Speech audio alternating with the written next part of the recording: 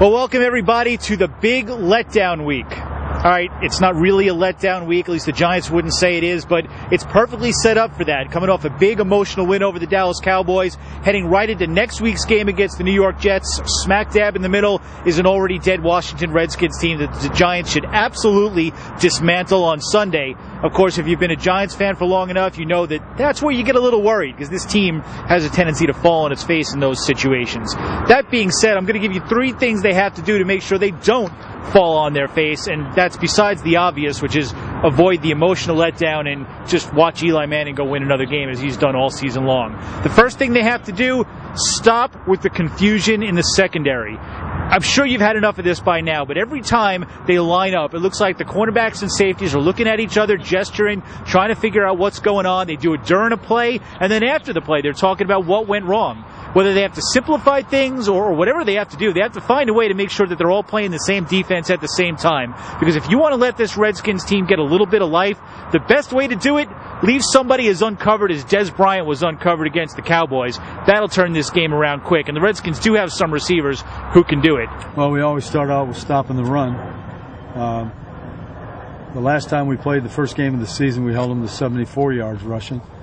They did a nice job running the ball the other day against New England, and they threw the ball well against us the first time. So we've got to have a combined effort, a good, solid effort, stop the big plays, and we always start out with talking about stopping the run. The second thing the Giants need to do, get Jason Pierre-Paul some help. It is a great story that he's playing like Lawrence Taylor and is a one-man wrecking crew. But one guy cannot continue to carry an 11-man defense. At some point, he's going to need some help getting to the passer.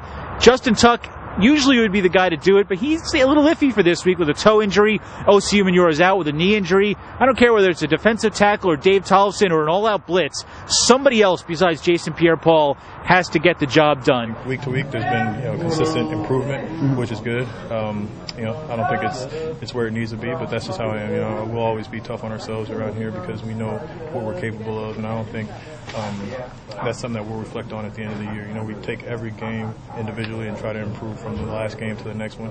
And the number 3 key, run the football. Kevin Gilbride, the offensive coordinator, talked today about how when the weather starts getting cold and windy, you can't rely on the passing game as much as the Giants have been relying on it.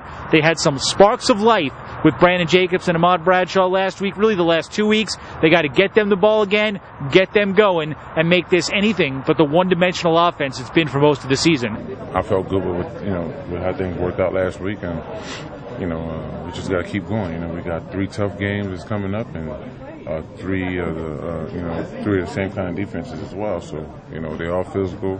They all play hard, and it's going to be a dogfight. They do those 3 things, then they can start looking ahead to the Jets, but not quite yet.